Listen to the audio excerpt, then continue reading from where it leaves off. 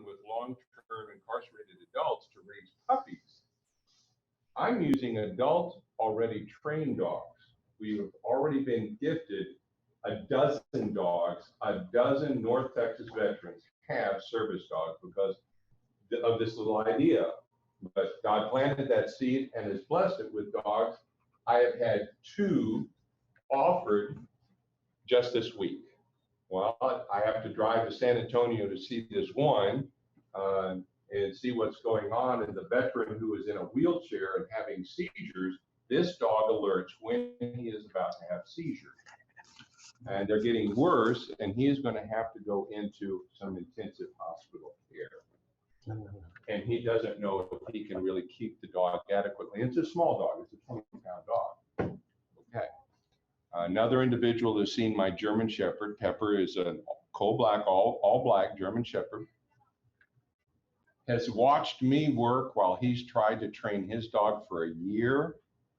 And he said, I've got a great dog, but she's just not very aggressive. She's so gentle. Would you like the dog? And it's got all the basic training. So now all I need is to get to foster care, an adult who can help, and I'll work with them in helping to train the dog for a year. Usually it takes 2 to 3 years to train a dog at the level of being a service dog. And that's our new program, the Faithful Friend Canine Program. Let me interrupt 1 minute. We're getting just the side of your face, so would you either like to step behind the podium, or like put the camera there, or You want to get the podium out of here? I was facing the light. Do you have me as a shadow? You know, if you just want to face the camera, just present to the audience. Yeah, You're good. We're good. We're good. We're good, David. Sorry to interrupt. That's okay. And I wanted to get the biggest bang. Thank you. Thank you. And when you see my dog, she's midnight black, so she doesn't show up unless there's a spotlight on her. But you can hear her, Pepper. Good girl. So we know we got a dog in the room, and people go, well, I've got a problem with my dog. It barks all the time. Well, that's what dogs do. That's not the problem. The problem is understanding when to bark and when not to bark. And I help people with, well, you just get them to understand that this command for silence gets them treats. Positive reinforcement for all of us. You know, my wife loves a clean kitchen. I love to be kissed. I clean the kitchen. She comes home from work. She kisses me. We've got this understanding. So it's not so far off in working with your dog to be able to get them. She's sniffing the ground because this is a great restaurant and it has wonderful smells. And so she's just, I love lamb. Is there one over there? I don't know. I just smell it everywhere. She's had nose work training. We've had 3 dogs that were medical alert dogs, like the seizure alert dog.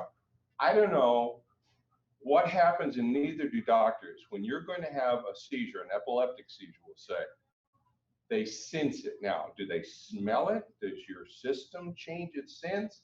Because I have trained 2 dogs for medical detection of low blood sugar. Usually Vietnam veterans, low blood sugar, they're living by themselves. They could go to sleep and crash and go into a coma.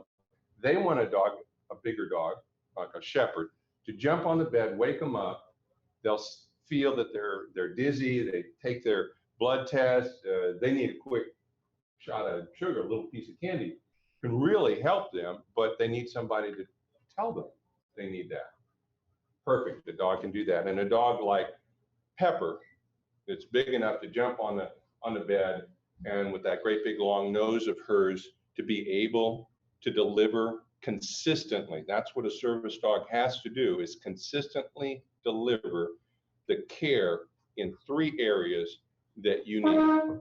So people ask, well, you look okay. You don't look handicapped less. Well, I'm not. I use this as my model. This is my stencil to show veterans what they can accomplish with their dogs and also to help in that training.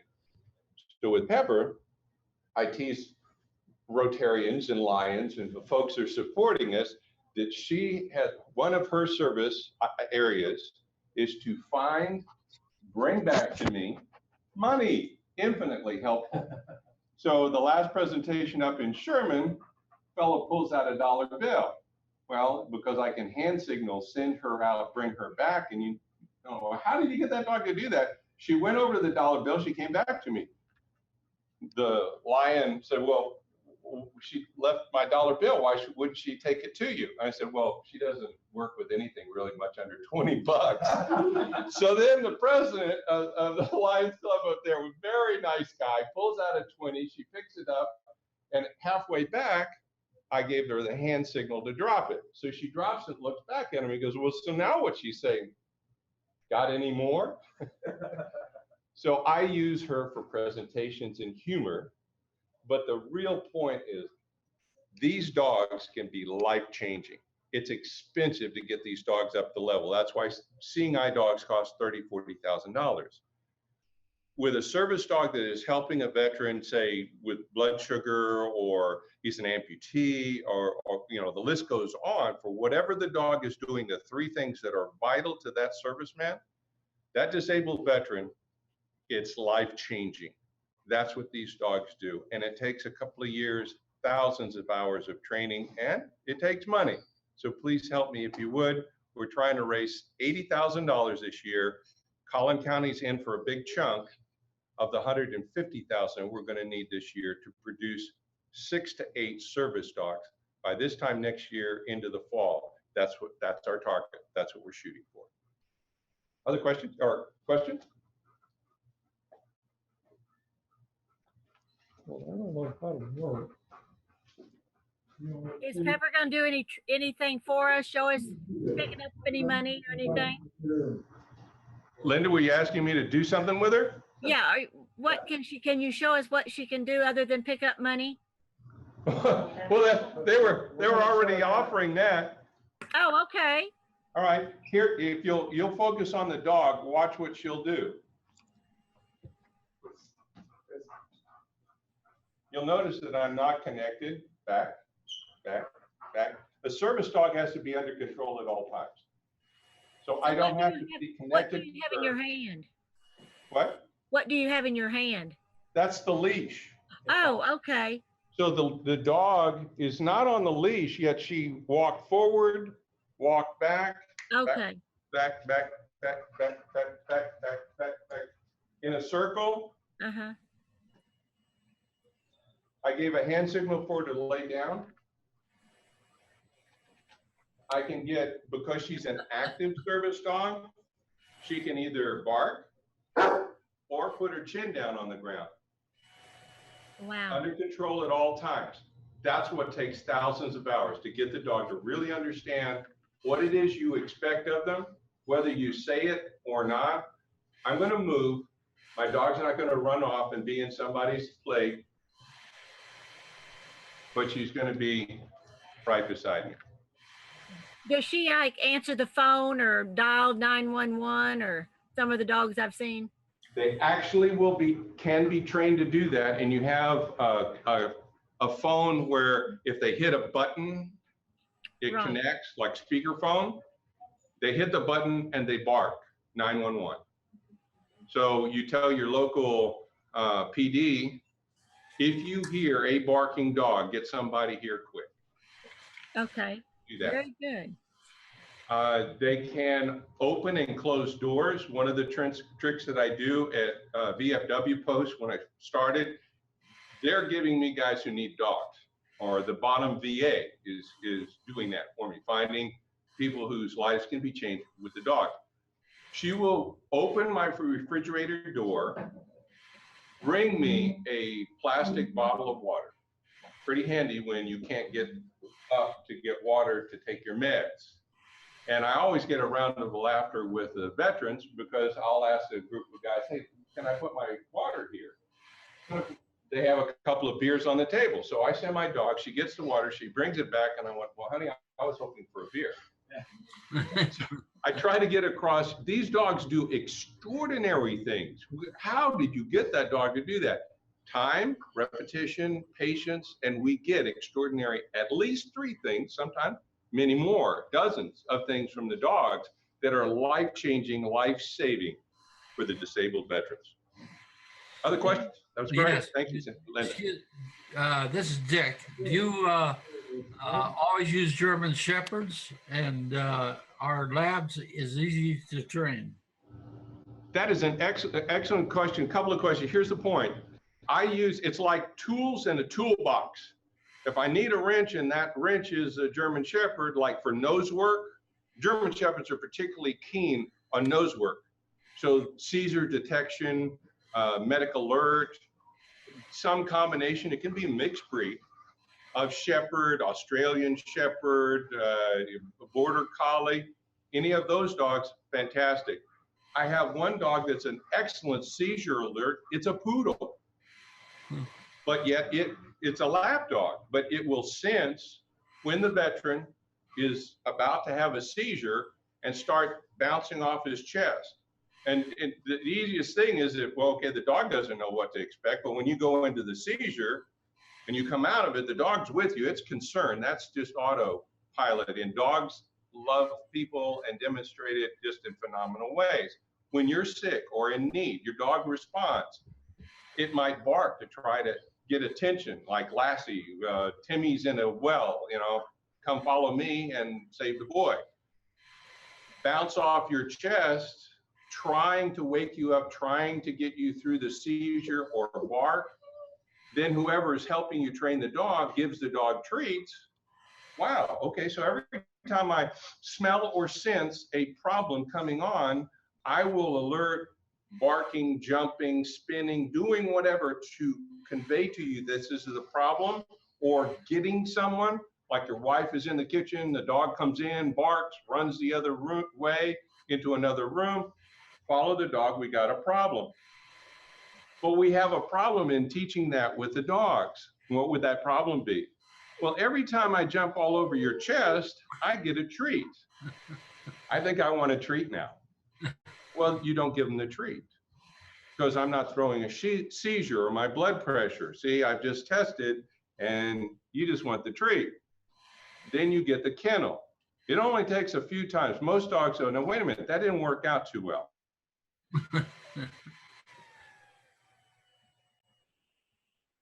Uh-oh. I didn't get the treat, and I'm in, or even just a little while, they go, okay, so it's only when I detect. Selection, for people who qualify for service dogs, what's the selection process? Selection process for one of the organizations from East Dallas, you have to be an amputee. So unless you want to cut something off, you don't get a service dog. Ooh, ow. They just don't do PTSD, emotional relief, nada. Okay, medical alerts. There's another out in Fort Worth, but you have to try they use Labradors and German Shepherds more than any other breed just because of their all-around capability. People see a German Shepherd, like if I fell down and paramedics came in, well, my German Shepherd looks like she's going to protect me. By law, they can just say, sorry, sir, the dog's protecting you and we don't want to get bitten. Whereas a lab, everyone sees them as they're soft biters, or they're not a German Shepherd. So we use Labradors or Golden Retrievers probably more than mini dogs, but I've used pit bulls. What you use a pit bull, the most gentle dog, unbelievable. And I had a veteran from the Bonham VA was curled up in a fetal position for a year. 25-year-old Marine. He was a dog handler. His first one killed in action. Second dog killed in action, and his two buddies on either side, and his dog was vaporized and took the shrapnel. There was nothing wrong but just a couple of nicks and bruises, but a traumatic brain injury that caused PTSD, that this young man was just curled up in a fetal position. Now he's going to college, he's holding a job, and Rosie the pit bull is with him 24/7, most gentle dog. Another dog barks at Rosie the pit bull, and she just looks away like, no, that's not my job. My job's being here with my veteran. And I have countless stories, at least a dozen that I've produced, where a terrier, pit bulls or terriers, a small terrier mix, is a pastor's dog. He's a preacher in East Texas. He was living here, now he's a pastor over there. The dog, he wanted a service dog that could stabilize him while he was walking, because Agent Orange has caused a neurological problem where he doesn't feel his feet and he'll fall down. So he carries a long staff.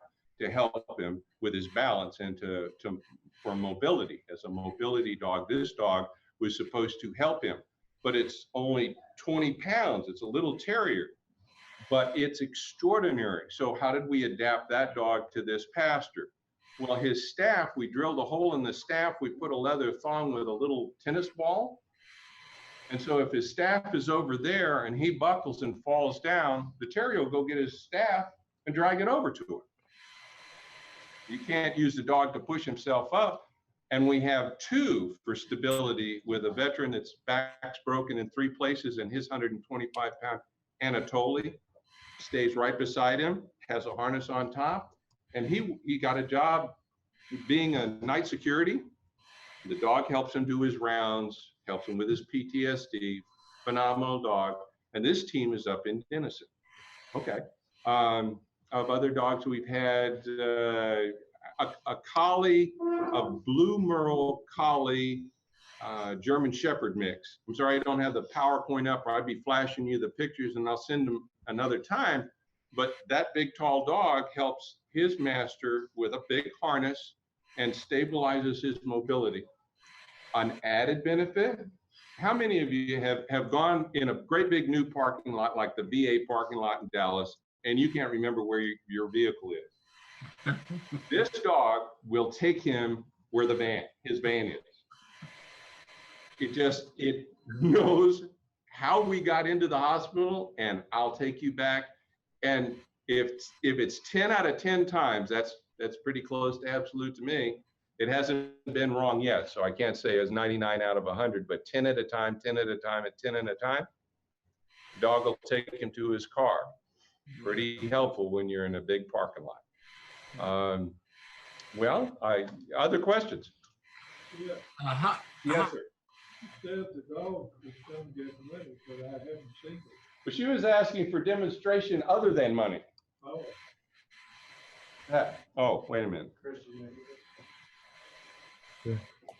Nobody works for free. Oh, Free. Here. Oh. Okay. Free. Now, we hadn't practiced the money in a while. Come here. Free. She's looking for a lamb chop on the stage. Here. Well, you flanked on that one, sweetie. High five. Green. That a girl. Oh, well, we targeted. Cup. No. You're going for the kitchen. I see what you're up to. Come here. There we go.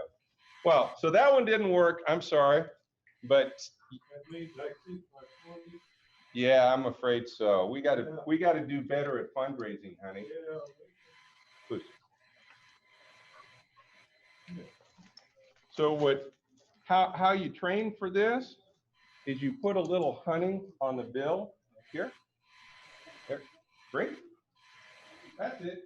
Bring, and then just repeat it. So thank you. So that's how we build them up. And forgive me, it's been a very busy week, and I haven't worked her with this particular one. So other questions? Those are great. Volunteers to train the dog? So what? Y'all train volunteers to train? Yes. And that is the Collin County program that we are starting in October. I'm looking for 3 trainers. And what we're calling it is a foster dog program, so that when I'm given an already trained 2-year-old dog, a foster family individual will take the dog on to assess what it really will or will not do. So I said it brings money back, and you go, man, that dog just kept dropping it, never brought it back. So I know that we've got to sharpen that. If it ever did do it, I've got to sharpen that talent. That's where those trainers would be. And we will pay for vet bills, dog leashes, food. That's why we're needing the extra money to support the program, is that we can do this with more dogs. They're not all being trained by the kids. It's really about mentoring the kids. But we can produce more dogs if I had infrastructure to do so. Thank you. Was that entail? You actually had a dog for a period of time and doing drills with it? Yes. And some dogs are just faster or more capable than others. So when I'm offered a dog, I have to assess what it's capable of and what's reasonable. And then, okay, work with the individual, working with the dog. One of the biggest things is come back here, even though, wow, that kitchen smells great, she came back. The really strong basic obedience and not distracted by other dogs. Now, in her case,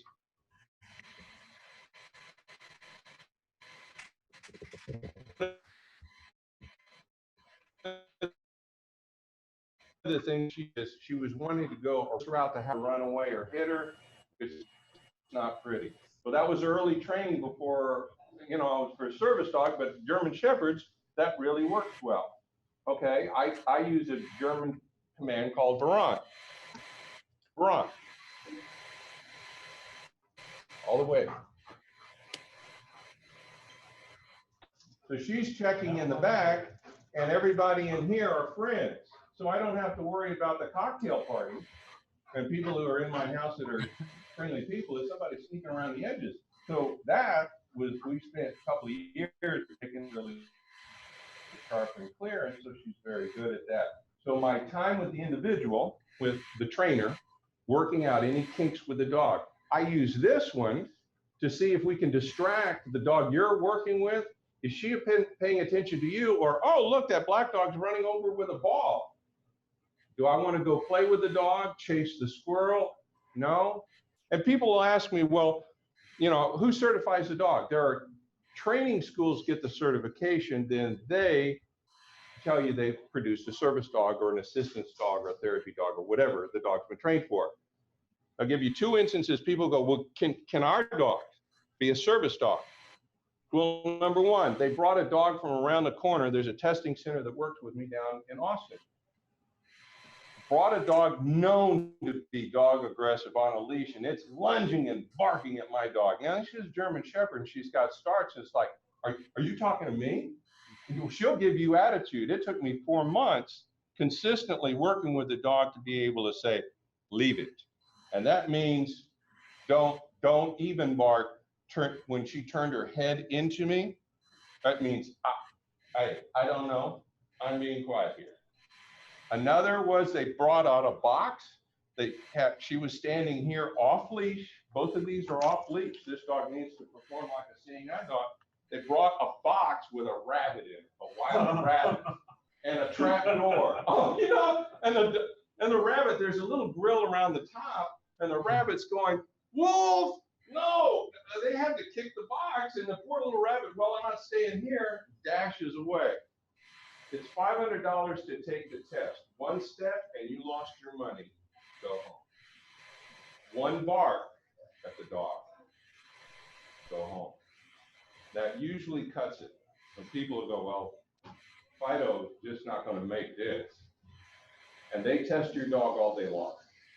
So its ability, its agility, that's why these dogs need to be 1.5 to 2.5 years old. They're prime. They're like a soldier, 90-year-old, capable.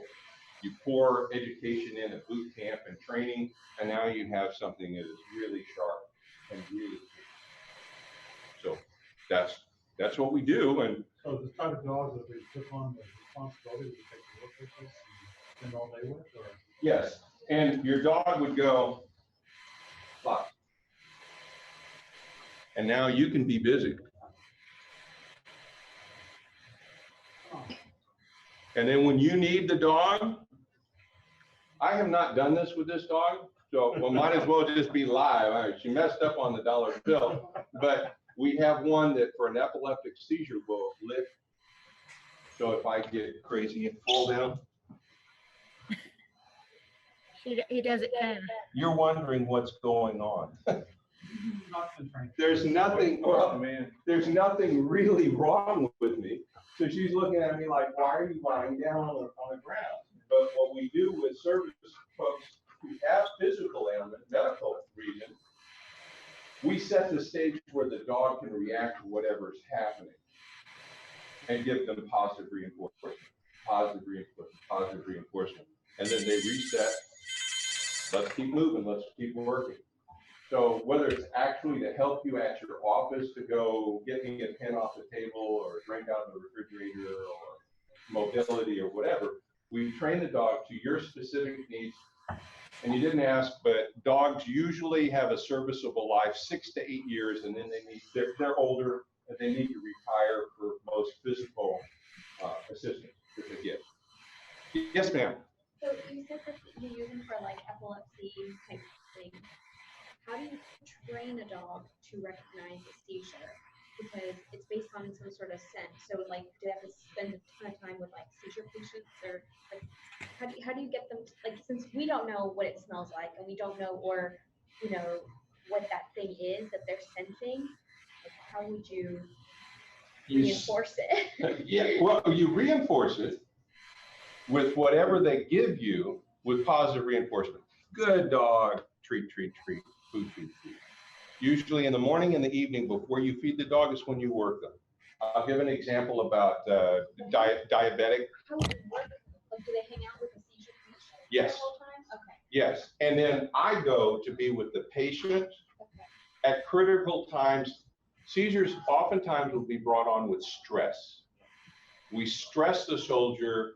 I'm there waiting for him to have a seizure. So like with the diabetic alert, that one's a lot easier because I know that if he skips lunch by about 5 o'clock, he's getting lightheaded. And the dog at first will just come over and sniff, like, you smell funny. He gets a treat. The dog's like, wow, that's great. Now you want more from the dog? Well, you came over and sniffed, but you didn't bring the dollar bill back. You want the treat, and I'm not offering like good enough right now, so she's not really working hard. But if it's a piece of steak, that dog is going to jump up in your lap. It will give you more than what it did before until the gentleman that got the medical alert dog for diabetes, he wanted to be in his bed crashing. I'm standing outside the door when he would text me, I'm getting lightheaded, I'm gonna lie down. He's got 5 minutes, that's it. And so the dog jumped on him and licked him when he was down. And, you know, I came through the door and the dog was familiar with me and he's feeding it chicken.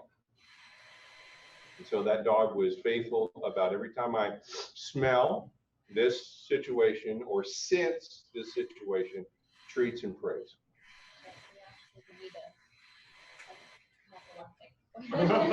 Yeah, Ideal situation. Now, I get asked this because there's a high sensitivity about PTSD relief. You know, really, are you that bad? Okay, how bad mentally you have to be, and how does the dog help you through mental anguish? Dogs will sense it. Ever had your dog come up to you and go, oh, mommy, are you okay? You're crying. Why? Because you're watching a soap opera or something make you sad, but you smell different. You're under stress. And the dogs just come to you. That's just inside dogs. God's provided that. So then we get them to jump up in your lap or put their chin down on your foot if you're standing, or your knee if you're sitting, or lay down beside you and press up against you and snuggle if you're in bed and you're stressing out, you're having wild dreams or whatever.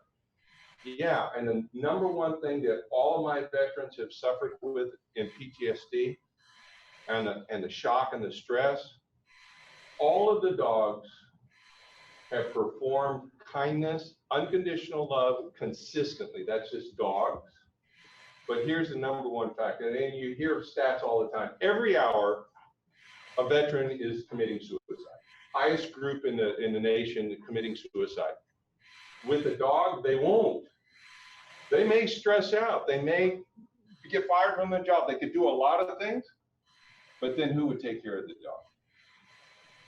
That alone is worth the price of that dog. For the life of that dog, who will take care of that dog? And that unconditional love and the bond, it profound changes. And I've had a couple of guys that look certainly healthier than me, but they can't hold a job. They can't have relations. They can't have a relationship. They get divorced. It's really bad. Well, they get a dog, and 6 months later, they're going to school. They're going back to college. And I have one guy that 18 months ago received a dog from Canada. We had a lady from Toronto, Canada, Joanne Fleming. who's an internationally known dog trainer. She heard about the program, said, I'll commit a dog because I've got a dog. He's really gentle. He looks ferocious. He's a gentle giant. He needs somebody that will run with him 10 miles a day. I had this guy's my height and 220, really great guy, but emotionally just wrecked. He couldn't hold a job, couldn't go to school. He got Lycos. Lycos drew him out because he had to exercise a dog, he had to take care of the dog, went to school, got a job. He got married last month. Big success stories. Joanna's coming down on Labor Day and she'll get to be with him. Just a phenomenal situation. I had one of our veterans, 60% of his body burned, scars all over his legs, an amputee, left hand's gone, missing fingers on his right. Wife divorces him. He's got a 5.5, 4-year-old, and a 2-year-old. And the 2-year-old, or less than 2-year-old, he's got to change diapers with a stub and like this. And he wanted a dog to go herd the 2 daughters, older daughters, and keep them at their play area. Okay, German Shepherd, they're shepherds, so they will do that. So then he boosted it. He said, well, I don't do too well with the stairs, and my daughters have a playroom up there. Can we send them, I want Rachel. And the kids love the game. So go get Rachel, not the other one, and bring them down. Oh my gosh. Those are great stories, Lou. Thank you Thank so you. much. Did you teach the dog to change diapers? Couldn't do that, but it could alert you that it's gonna happen. Thank you Thank so you, much. We appreciate you and for all that you're doing for our veterans and helping the young people get on the right track. So thank you so much and good luck, and we will see what we can do. Goodbye, Pepper. Goodbye. Can he shake? Oh, okay. Shake. No, he doesn't hear me. Okay. There you go.